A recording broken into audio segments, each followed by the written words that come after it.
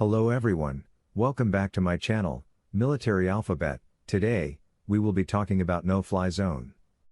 But before that, hit that subscribe button if you are new to the channel and seeing me for the first time.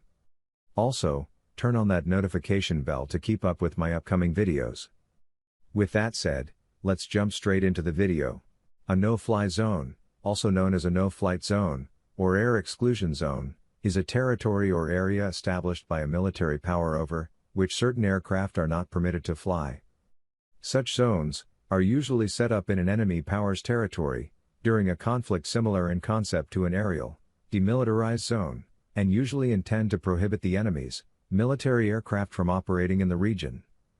Military action is employed by the enforcing state and, depending on the terms of the no-fly zone, may include preemptive attacks to prevent potential violations, reactive force targeted at violating aircraft, or surveillance with no use of force.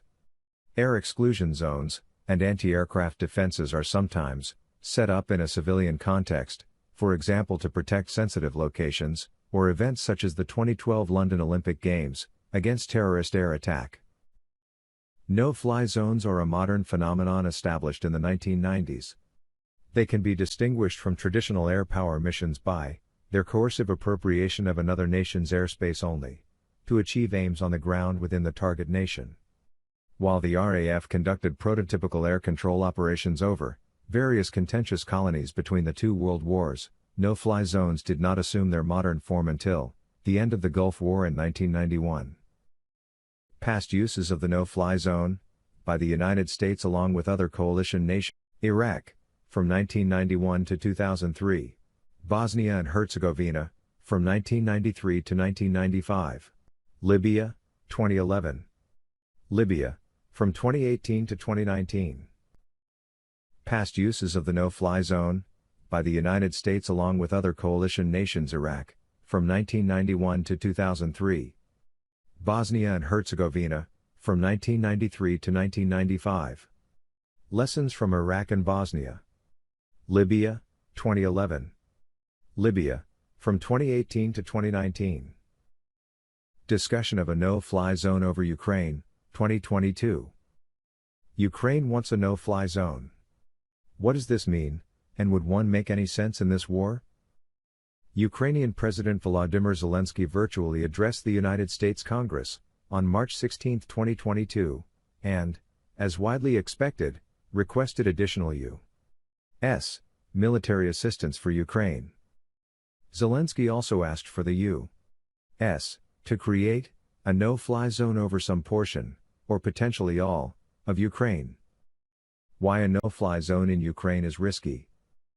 Implementing and enforcing a no-fly zone in Ukraine has significant risk for escalating the conflict.